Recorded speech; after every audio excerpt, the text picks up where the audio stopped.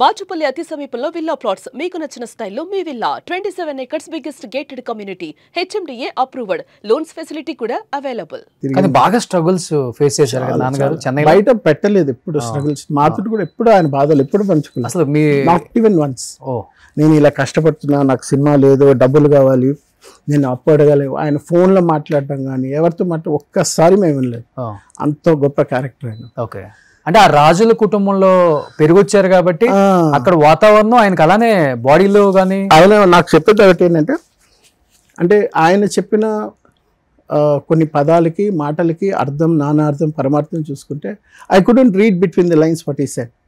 మనిషి మగాడుగా పుట్టిన తర్వాత ఎన్ని కష్టాలు ఉన్నా మనసులో పెట్టుకోవాలి కానీ బయట చెప్పకూడదు. చెప్పడం అనేది it is your weakness. Okay so biggest impact ఎక్కడ జరిగిందంటే ఆయన తీసుకున్న ఆ క్షణానికి ఆ తీసుకున్న నిర్ణయం అనేది మా ఫ్యామిలీలో చాలామందికి ఇబ్బందులు చాలా ప్లేసెస్లో ఉన్నాయి.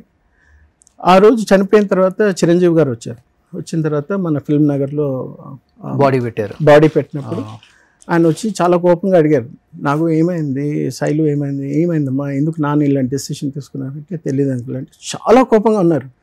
ఆయన కోపం వెనకాల అర్థం మాకు కొంచెం అర్థమైన side effects repercussions of industry అభిమానులు అవన్నీ మాకు తెలియదు. ఓకే ఆయన చనిపోయిన తర్వాత ఇప్పుడు 10 ఏళ్ల తర్వాత నేను ఇండస్ట్రీలోకి వద్దామన్నా లేకపోతే ఎవరితో మాట్లాడిన ఆంధ్ర నుండి తెలంగాణ నుండి ఎక్కడున్నా మా ఫాదర్ గురించి తెలిసిన వాళ్ళ గురించి మాట్లాడితే మా పైన భయంకర కోపం ఉంటుంది. ఆ ద్వేషం కోపం ఇండస్ట్రీ వాళ్ళకి బయట వాళ్ళకి ఇద్దరు కూడా అందరికి. ఎందుకంటే కేవలం మీ వల్లే చనిపోయారు మీరే చంపేశారు మీ నాన్నగారు అనేది వాళ్ళ మనసులో ఉంది. కొడుకే చంపేశాడు కూతుర్లో చంపేశారు ఆయన టార్చర్ పెట్టారు డబ్బులు ఇవ్వకుండా హరాస్ చేశారు ఎన్ని పుకార్లు ఎన్ని వస్తే ఎంతమంది చెప్పుకోలేక ఆ రోజు ఇంటర్వ్యూ కూడా నేను ఇవ్వనన్నాను కానీ మీరు ఇవ్వండి సార్ అని చాలామంది ఒక 20-30 మంది వచ్చారు ఛానల్స్ హిందూ నుండి ఎక్స్ప్రెస్ నుండి చాలా మీడియాలో చాలామంది వచ్చారు. మీరు ఇప్పుడు ఇవ్వకపోతే మీరే చేశారని అపోహలు ఉంటారు అట్లీస్ట్ ఇప్పటికైనా అర్థమవుతుంది వాళ్ళకే. అది అప్పుడు నేను 2015లో ఇచ్చిన తర్వాత కూడా ఇప్పుడు నేను మళ్ళీ సినిమా ఇండస్ట్రీలో వద్దామని ఇప్పుడు ట్రై చేసి ఒక 2 సినిమాలు కేవలం ఇండస్ట్రీలోకి రావడం కోసం ఇంటర్వ్యూ ఇచ్చి ఏం జరిగిందో తప్పులు అని జనానికి తెలియచేద్దామని ఇండస్ట్రీకి తెలియజేద్దామని వచ్చారా? ఎందుకంటే మీరు ఓపెన్ అయ్యారు కాబట్టి నేను కొన్ని ఓపెన్గా అడుగుతాను. ఇప్పుడు నాన్నగారు రాజుగారి ఇళ్లలో ఉన్నారు అదే మనస్తత్వం వచ్చింది ఎవరి దగ్గర చేయి చాచకూడదు ఒకరికి మన వీక్నెస్ తెలియకూడదు రాజసంగా పెరిగారు రాజులాగే పెరిగారు. అలాంటి రాజు చివరికి వంటగదిలో ఉరేసుకొని చనిపోయే స్థాయికి మీరు తీసుకొచ్చారనేది బయట రూమర్ అని నేను చెప్పను నిజమనే నమ్ముతున్నారు అందరూ కూడా దీన్ని. ఇంకొకటి అమ్మగారు మేడ మీద నుంచి కింద పడిపోయినప్పుడు ఆమెకి నడుము తిరిగిపోయి ఫుల్ బెడెడ్. అవును ఆమె చనిపోయే వరకు కూడా మంచం మీదే ఉన్నారు. నాన్నగారే సేవలు చేసుకుంటూ షూటింగ్లకు వెళ్తూ షూటింగ్లు చేసుకోవాలి ఇంటికి రావాలి భార్యను చూసుకోవాలి అన్నీ ఆయనే పనులు చేసుకుంటూ వచ్చారు. బట్ ఎప్పుడు కూడా కొడుకు కానీ కూతుర్లు కానీ ఆ ఇంటి వైపు కూడా తొంగి చూడలేదు అనేది ఒకటి. ఇంకొకటి అమ్మగారు చనిపోయిన తర్వాత బాగా లోన్లీగా ఫీల్ అవుతున్నారు ఆయన. ఎవరు నాకు తోడలేరు కనీసం తిన్నావా లేదా అని అడిగేవాడు కూడా లేడు కడుపున 3 పుట్టారు కానీ దేనికి పనికిరాని వాళ్ళు అని బయట చెప్పుకొని చాలామందికి బాధపడ్డారని వాళ్ళు ఇంటర్వ్యూలలో చెప్పారు. ఇంకొకటి నాన్నగారు లోన్లీనెస్ చూసి ఒక ఫ్రెండ్ ఆయనకు తెలిసిన ఒక అమ్మాయిని హెల్పర్గా పెడితే మీనాక్షి అని ఒక అమ్మాయిని ఆ అమ్మాయి మీ ఆస్తి ఏదో కాజేస్తుందని చెప్పేసి మీరు వెళ్ళి ఆ అమ్మాయిని కొట్టి ఇంట్లో నుంచి బయటికి గంటేసి మీ నాన్నగారు లోపల పెట్టేసి తాళాలు వేసేసారు. ఒకటి అది భరించలేక మీ నాన్నగారు ఉరేసుకొని చనిపోతూ గోడ మీద ఆ అమ్మాయి చాలా మంచిది ఆ అమ్మాయిని ఏం చెయ్యొద్దు మీరు నాకున్న ప్రాపర్టీస్ మొత్తం ఆ అమ్మాయి పేరు మీద రాసి నేను చనిపోతున్నానని మీ నాన్నగారు ఉరేసుకొని చనిపోయిన తర్వాత మీరు ఆ ఇంట్లోకి వెళ్ళిన మాట వాస్తవమా కాదా? అసలు మీరు నన్ను 5 ప్రశ్నలు అడిగారు. ఇప్పుడు నేను ఒక్కొక్కటి స్టార్ట్ చేస్తాను. మా మదర్ పడిపోయారు. నేను అదే ఇప్పుడు ఇందాక చెప్పినట్టు నా డిగ్రీ అయిపోయిన తర్వాత 95లో పడిపోయారు. సో 95లో పడిపోయారు. 96లో నా గ్రాడ్యుయేషన్ అయిపోయింది. పడిపోయిన తర్వాత ఇప్పుడు మా ఇంట్లో ఎవరంతా రిలేటివ్స్ వస్తారు ఎంతమంది ఉన్నారు వాళ్ళందరూ గాయం ఆల్ గాన్.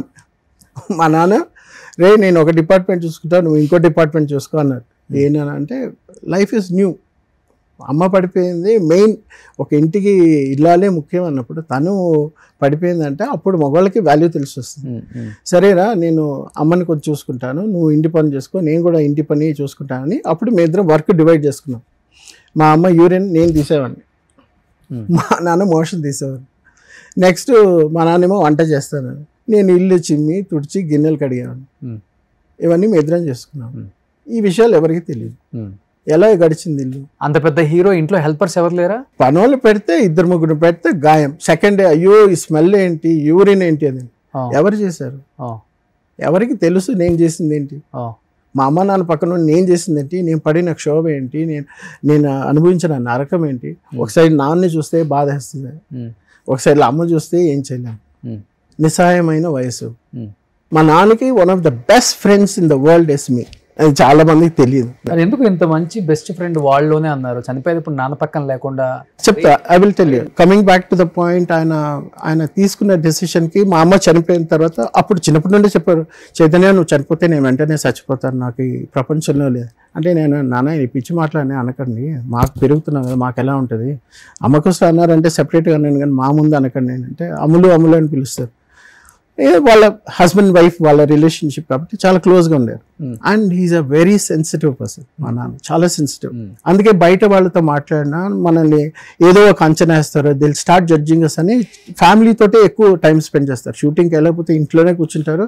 నన్ను రారా కూర్చొని మన క్రికెట్ ఆడదాం, గ్రిప్స్ తే అని టెన్నిస్ నైట్ నిద్రపోకపోయినా టెన్నిస్ ర్యాకెట్ పెట్టి ఊపుతా ఉంటారు. ఏనైనా పడుకోలేదంటే లేదురా నిద్ర పట్టలేదంటారు. మేము ఎన్ని టాపిక్స్ మాట్లాడాం.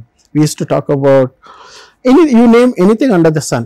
సైన్స్ గురించి అయినా, లేకపోతే ఫిజిక్స్ కానీ, లేకపోతే లైఫ్ గురించి కానీ, భగవద్గీత, రామాయణం ఎవరు రాశారు ఏంటి, మహాత్మా గాంధీ ఏంటి, ఆ టైంలో వచ్చిన ఇవన్నీ మాట్లాడారు. అంత క్లోజ్ కంపెనీయన్ మా నాన్నకి నేను తప్ప ఇంకెవరు లేరు.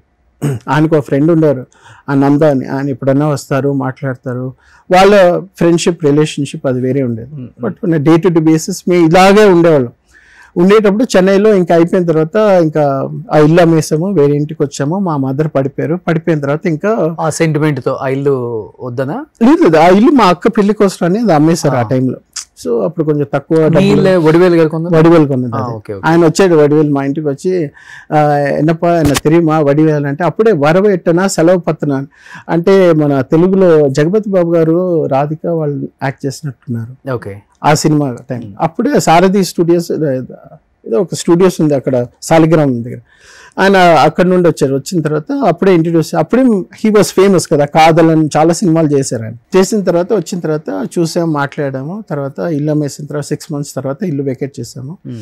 మీరు ఇంటికి వెళ్ళాము. అప్పుడు మా మదర్ పడిపోయారు. ఇంకా అప్పుడు నా గ్రాడ్యుయేషన్ అయిపోయి క్రికెట్ కెరియర్ కూడా అప్పుడు స్టాప్ అయిపోయిందని, అప్పుడు సరే ఇంకా హైదరాబాద్కి వెళ్ళిపోదాం అన్నారు. హైదరాబాద్ వెళ్తే ఏముంటుంది నాన్న, అంతా సేమ్ కదంటే, నీకు నా గురించి తెలియదురా, నేను యాక్టర్ని, నీకు తెలుసు. మ్యాక్సిమం ఒకసారి రజనీకాంత్ గారితో కలిసి చూసావు, లేకపోతే చిరంజీవి గారు మన ఇంటికి వచ్చి చూసావు, నీకు నా గురించి తెలియదు అన్నారు. ఏం గొప్పగా ఉండబోతుంది, ఈయన పెద్ద. చిన్నప్పుడు చూసాం బస్సులు ఫస్ట్ చిరంజీవి గారి ఇంటి దగ్గర ఆగుతాయి, ఒక 7-8 బస్సులు కృష్ణ గారి ఇంటి దగ్గర ఆగుతాయి, మళ్ళీ మా ఇంటి దగ్గర ఆగుతాయి. అవి ఆ చిన్నప్పుడు చూసిన ఉన్నాయి. బట్ ఇన్ డెప్త్ ఏంటి, ఆయన క్యాలిబర్ ఏంటి, ఆయన స్కిల్ ఏంటి నాకు తెలియదు. మెల్లిగా 2021 వచ్చిన తర్వాత, హైదరాబాద్కి వచ్చిన తర్వాత ఒక షాకింగ్ జరిగింది. సరేరా ఇప్పుడు హైదరాబాద్ వచ్చావు, ఇప్పుడు నీకు నా గురించి తెలుస్తున్నాడు. ఏం పెద్ద పుడిచినట్టు ఏముంటుంది, ఆయన పెద్ద. అందుకంటే మమ్మల్ని అలా పెంచారు. బయట ఆయన గురించి ఏది చూపించకుండా ఒక మిడిల్ క్లాస్ ఫ్యామిలీ, నెలకు ఒక 5,000 3,000 వచ్చి అలాగ పెంచారు. కాబట్టి ఆ ఇన్నసెన్స్ ఉండిపోయింది మాకు. ఇక్కడ వచ్చిన తర్వాత ఫస్ట్ స్నేహ గారు శ్రీకాంత్ గారి పెళ్ళి, ఊహా గారు శ్రీకాంత్ గారి పెళ్ళికి మన ఇక్కడ సాయిబాబా కళ్యాణ మండపం శ్రీనగర్ కాలనీ అదేదో ఉంటుంది అక్కడ. సో అక్కడ తీసుకెళ్లారు. మేము రుక్మిణి అపార్ట్మెంట్స్ యూసఫ్ గూడలో ఉండేవాళ్ళం. అప్పుడు వెళ్తే మేము ఇటు మెట్లు ఎక్కుతున్నాం, నేను మా బాబాయ్ ఒక ఆయన వచ్చారు, నేను కూడా వస్తానంటే సరే నేను మా నాన్న వెళ్ళాము. చంద్రబాబు మేము పైకి ఇలా ఎక్కాము, చంద్రబాబు నాయుడు గారు ఇలా వెళ్తున్నారు, వెనకాల 100 మంది ఉన్నారు బెటాలియన్ తోటి.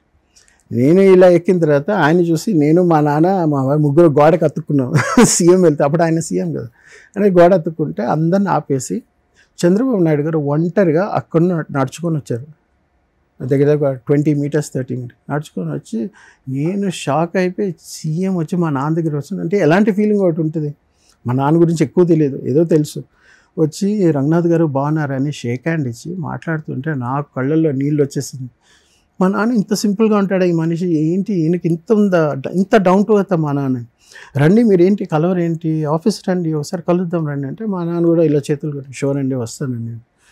తర్వాత వాళ్ళందరూ వెళ్ళిపోయిద్దరా, మా నాన్న వీప్ పైన కొట్టి నాన్న ఏనా సీఎం మీకు ఇంత ఉందా నాన్న అంటే, ఇంకా చూస్తారా ఇప్పుడే ఉంది కదా అనేసి అప్పుడు వాళ్ళ పెళ్ళికి వెళ్ళి ఇద్దరిని కంగ్రాచులేట్ చేసి శ్రీకాంత్ గారిని ఊహ గారిని చేసి మళ్ళీ అలా బయటకు వచ్చి ఇంటికి వెళ్ళామ్మా నీ భర్త చాలా పెద్దోడమ్మా, ఈజ్ అ బిగ్ స్టార్ తెలుసా, సీఎం వచ్చి పలకరించారమ్మా మీ ఆయన్ని, is a big man, my father is a big shot అనేసరి మా నాన్న.